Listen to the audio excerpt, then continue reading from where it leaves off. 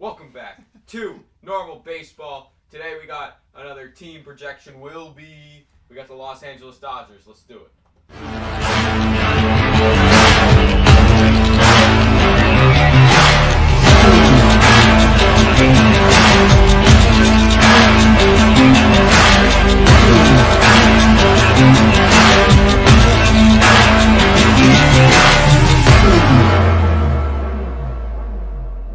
What's going on? Welcome back to Normal Baseball. I'm Alex, Normal Dog. That's Lewis. And today we got another team projection. Will be second to last one in our Coming series. down to the wire. I mean, we've made it. The 29th team in this series, and it's the Los Angeles Dodgers. The Doyers. This team won 106 games last year And didn't win their division. and lost their division by one. Of course, the Giants beat them by one. Unfortunate for them, but it is what it is. Oh my God, this team. Yeah, this team is terrifying, lineup-wise. They lost last year in the NLCS to the Eventual world the champions. world champion Braves. Clap it up for the So- Braves. No, not on the Dodgers. Will be. I will. So let's go through some of their transactions up until this point. Here we go. They signed Andrew Heaney on a one-year deal. That's all. That's the only time we will mention Andrew Heaney in this Wow. projection. Daniel Hudson, they signed for a one-year deal with an opt-in for 2023. Chris Taylor, they re-signed, which was huge for them right before the lockout started. 2022 to 2025, 4-year contract. They signed Kershaw. Kershaw's back on a one-year deal. Hollywood. The big one, Freddie Freeman, is back Back. after 12 years in Atlanta. He's back to where he grew up. So 6-year contract. We'll talk about that more. That like that. Danny Duffy signed as a free agent 2022 with an opt-out or opt-in for 2023. And then Hanser Alberto signed as a free agent 2022, again opt-in for 2023. And then Craig Kimbrell, they traded for him for the White Sox. They got rid of AJ Pollock, kind of big. Very, very a lengthy list for what everyone is considering to be a World Series contender. A lot of moves with, dare I say, some uncertainties at this point because we haven't seen the entire lineup. We don't know what they're doing at second base yet. We don't know what their DH situation is looking like. But if the pieces fall in every way that we think they're going to, then there's no stopping this powerhouse of a team. Yeah, on paper, this team is one of the best probably ever assembled. I mean, when you look at their lineup, you got Mookie Betts, former 2018 AL MVP. Hold on, before you list everybody, we're gonna also point out if they're in their prime or not, too. So Mookie Betts still in their prime, still in his prime. Okay, I don't know who. Ready? Just keep going.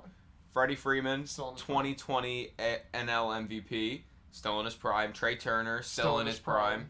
Max Muncy in his prime. Feels like it, yeah. Justin Turner, Little bit he's past. starting to get past, but he's not bad. He's still one of the top 10 third basemen in baseball. Yeah.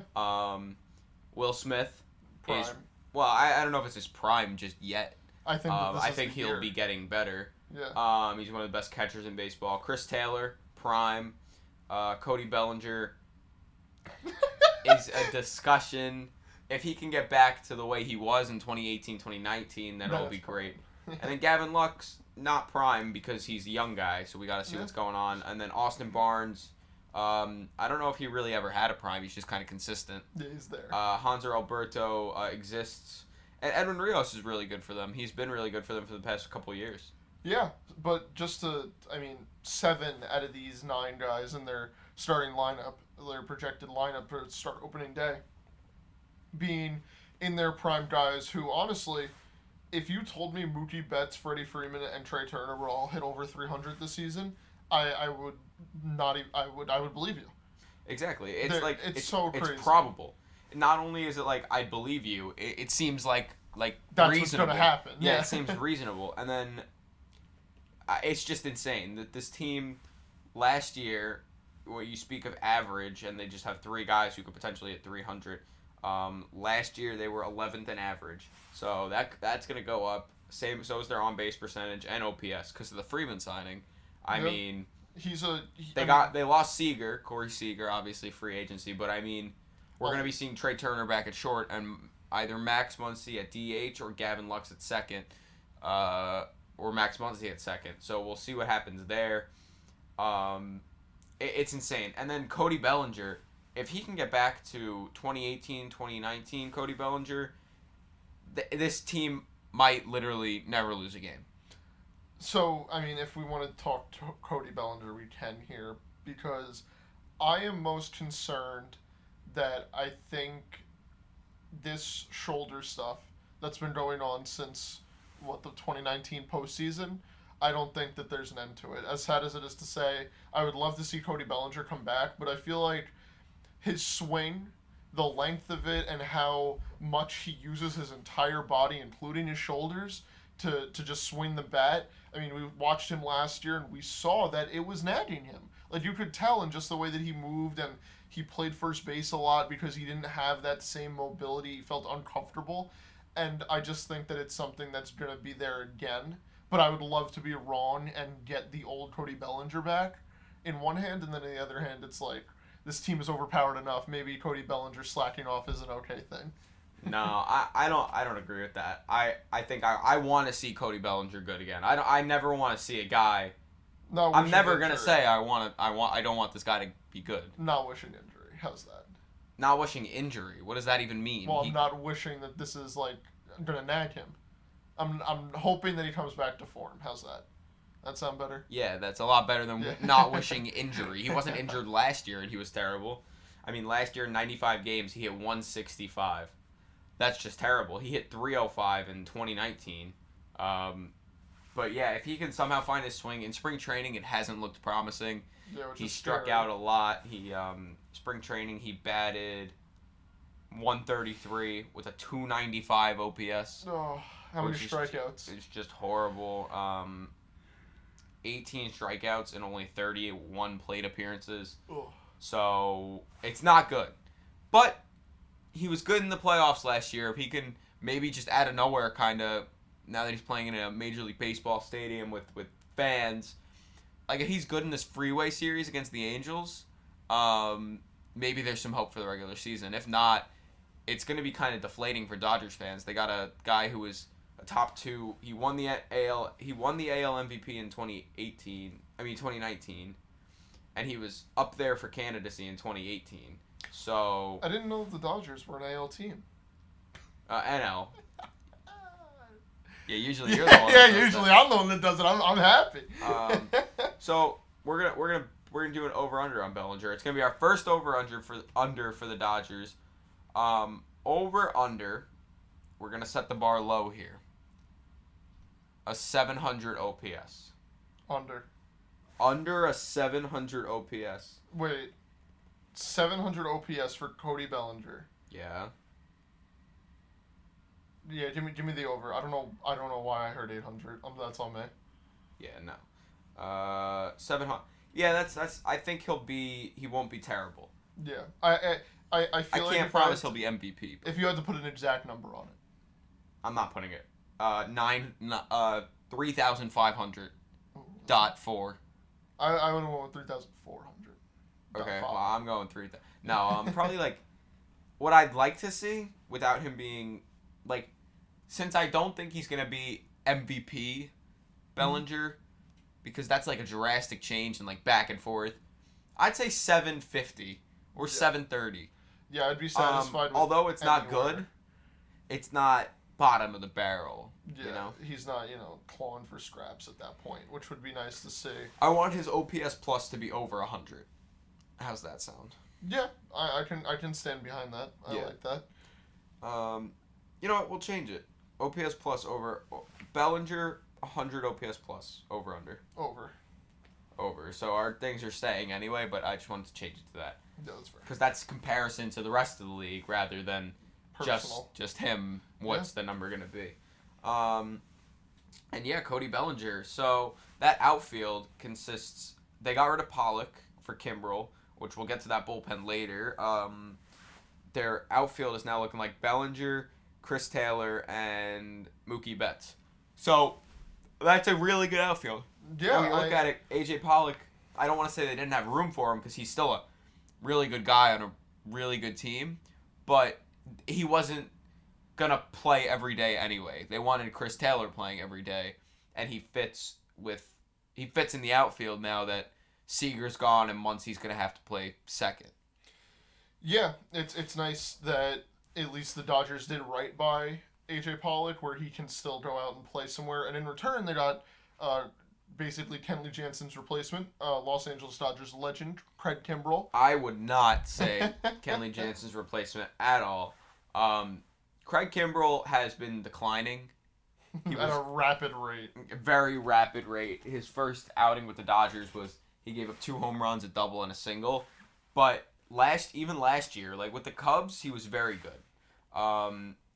He was very good. He had a .049 ERA in 39 games, 36 innings pitched, 64 strikeouts. And then he got traded to the White Sox, and it went all downhill from there. He had a 5.09 ERA in 24 games, 23 innings pitched. I mean... Did he pitch in the postseason? I assume so. Why don't you look it up? I cannot imagine. But it's terrible. I don't want to say it was a bad move from the Dodgers because they are getting a bullpen guy, and it's not like if he doesn't fully work out, like he is their closer currently, but if he doesn't work out to be their closer, they have a lot of other options. So it's not like he's their only option at closer, and if he starts to struggle, they can't really go to anyone else who's reliable. I mean, the rest of this bullpen, you got Blake Trinan, Daniel Hudson, Brusdar Graterol, who is either going to be in the rotation or in the bullpen, but either way, he's a stud. Victor Gonzalez, Evan Phillips, David Price, Mitch White, and Tyler Anderson. Then we got Dustin May injured. Phil Bickford is injured. Danny Duffy's injured. Tommy Kahnle is injured. And Jimmy Nelson is injured. They just got... That bullpen feels endless. Yeah, without a doubt, that bullpen does feel endless, bottomless almost. It feels like at any point, anybody can walk out of that bullpen and give you innings when you need it. Because they can. Yeah, they can. That's why it feels like that. It's so crazy to see for a team that has so much offensive firepower. Usually we see they have all this offensive firepower in sacrifice for not having a good rotation, which is the case for, 29 other teams basically? Yeah. Except for the Dodgers. Yeah. No, you're right. Did you look up if Kimbrel... Yeah, he did. He had a 9 ERA in 3 games with 2 innings pitched. Yeah. So that 2 innings pitched. I mean, it's not a big sample size, but judging by the rest of his time with the White Sox, not great. Yeah. So if he can go back to Cubs Kimbrel, that would be good. Dare I even say Boston Craig Kimbrel? I don't think he will. He's turning 34. I don't know. He just kind of fell off a cliff. And if he really truly does not return to how he was, that is the quickest fall off a cliff, of all time. Yeah. I mean, he was good, got traded. He stayed in Chicago. He didn't even go anywhere. Yeah, he didn't. I bet you he didn't even move an apartment. It was another 20 minutes for his Uber ride. Why would he? And he just fell off a cliff. I don't know. A big guy that I'm looking at right now in their bullpen, who might be in their rotation even come opening day. It depends on what they want to do with. We don't say his name. But Brusdar Graterol. Yeah, he could. This guy is insane. He could be a starter, but I don't think he's like a long-term starter. I think out of the pen is where he thrives most. He is one of my favorite pitchers in baseball, legitimately. He had a 4.59 ERA, but that man, he throws 100 miles an hour like it's absolutely nothing. Yeah, it looks like he's throwing a water balloon. Yeah, it's insane. 34 games, 33 innings pitched, 27 strikeouts, 1.4 whip. The numbers don't really do justice because this guy is overpowering and insanely good. And I think he's going to be one of the big components of their team this year. Yeah, without a doubt. I think anybody who has two eyes is looking forward to watching Brewstar pitch. And if he does start on opening day, if he is named a starter at like whatever, I think we'll see him appear a lot, but we won't see him for longer stretches as we would with, let's just say, Julio Urias or Walker Buehler, Clayton Kershaw. I feel like Brewstar will be like a 3-4 inning guy rather than a 5 or 6 inning guy. Yeah, no, that makes sense because he's throwing gas and it's going to be a little tough for him to it's going to be a little tough for him to do that. Yeah, Dave Roberts will definitely know. Yeah, Dave Roberts got it. He'll know when to. He might be an opener, but also in mid relief. That guy, he can come in and get you out of a jam. So he can come and get you out of a jam and then pitch the next 3 innings to close out the game. Exactly. Like he He's has got the ability Julio to Urias do everything. vibes. Yeah. Yeah, and Julio Urias is going to be in their rotation. Their rotation right now is looking like Walker Buehler, who's starting opening day, obviously. Yeah. Clayton Kershaw, Julio Urias, Tony Gonsolin, and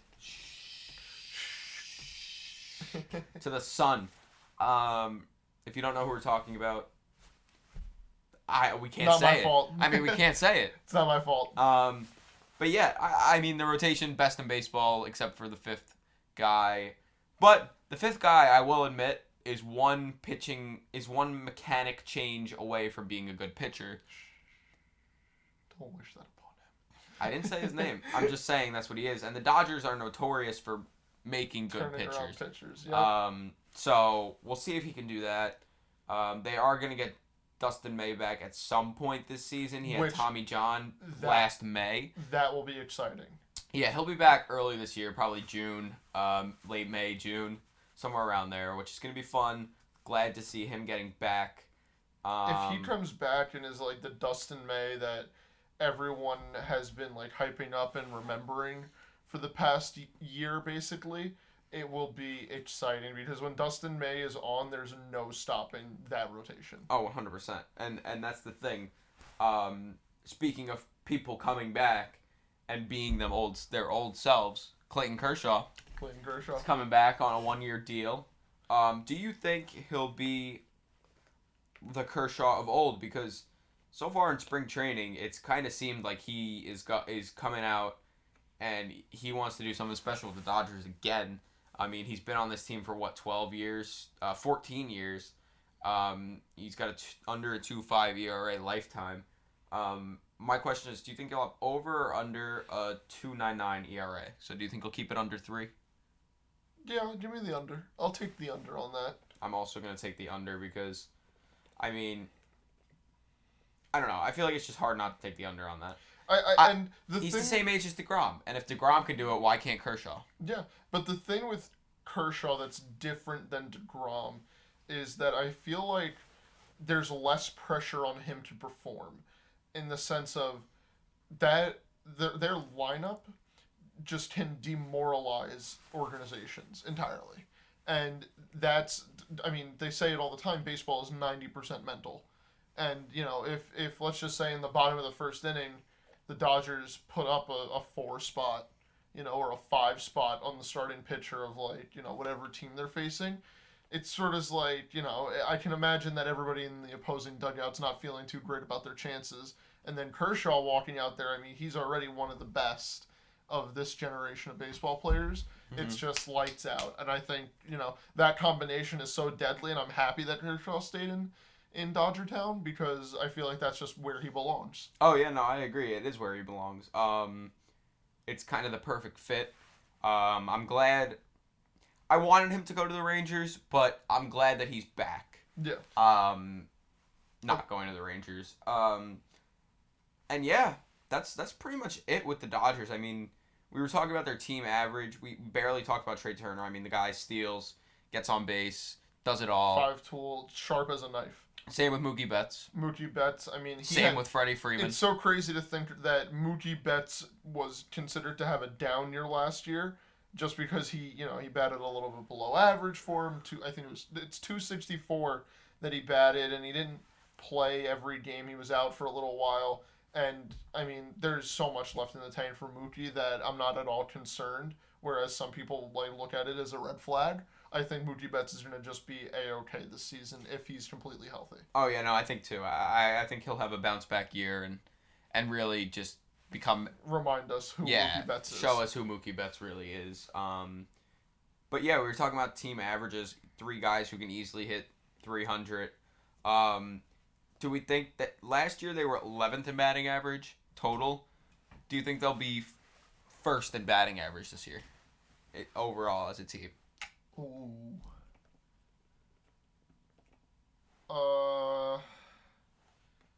I'm going to say no. All right, I also said no. I just don't think it's viable to say yes. With as many teams as there are out there, someone could surprise us, have some averages. Some of the guys could drag them down here. And yeah. And this is insane. Looking at their team rankings from last year, ERA, first. WHIP, first. Walks per 9, first. Strikeouts per 9. Oh, wow. Strikeouts per 9, first. And hits per 9, first. It's insane. Yeah, it's crazy. And the lineup has the ability to do everything in their power to really help keep them at bay and keep the wins flowing for them. And this team is just so well-rounded. It's just hard to think of anybody else not coming out on top. Yeah. And Dave Roberts also agrees with me on that one. He does. They signed him to an extension. Just really quick before we finish all this up, we have 2 more things. Over-under on wins, 99.5. What do you think? Over. I also did the over for obvious reasons. Would it be crazy to say I think they break the Mariners record? It's not crazy to say because of the team they have, but personally, I don't think they will. Yeah, I don't think that they will either, but that's a serious conversation that, honestly, I think I could get convinced into thinking that way. If you told me they would have 120 wins, I would be like, yeah, that's the Dodgers. I would believe it. Yeah. If I saw it, I would believe it. But currently, I wouldn't say... I wouldn't walk up to someone and be like, yeah, the Dodgers are going to have the best record of all time this year. Yeah, I wouldn't either, but I feel like there's a path where they can do it. It's a thought that should be in the back of everybody's mind with how high everyone is on the Dodgers, with how much is happening with the Dodgers, with the lineup that they have, the bullpen, the rotation. I mean, the fans even is a huge part in that too. Oh, well, we all know Dodger fans. Yeah. A lot of them are hated, but they are very loyal to their team. And then who do you think their team MVP is going to be? Would you like me to go first? Please. I'm going to go with Freddie Freeman. I think he's going to come in here and immediately make the biggest impact on the team and have a Freddie Freeman type season, and it's just going to be extremely valuable for this already insanely good team. Can I do co-MVPs? Because there's 2 guys who Nope. I could not pick. One MVP. We don't Right, we're flipping a coin. We don't hand out co-MVPs here. Hey Siri, flip a coin. It's heads. I didn't turn on my ringer. But it's heads. So, yeah, give me Mookie Betts. All right, Mookie. All right, I'll take it. All right. Nice. I think that should do it. Yeah, Dodgers are insane. Dodgers are insane. They're, I think, first place this year. I won't tell until the end, my usual. Yeah. So, here we go. In 2022, the Los Angeles Dodgers will be in... First place. First place. Why'd you have to think about that? I had to think. Just all to make right, sure. and that'll do it. The last one is up, probably when you're watching this, or maybe not, but it'll be up the same day. It's the New York Yankees, and then we finish. I mean, the 2022 will be's. All right. Thanks for watching. We'll see you in the next one. Peace.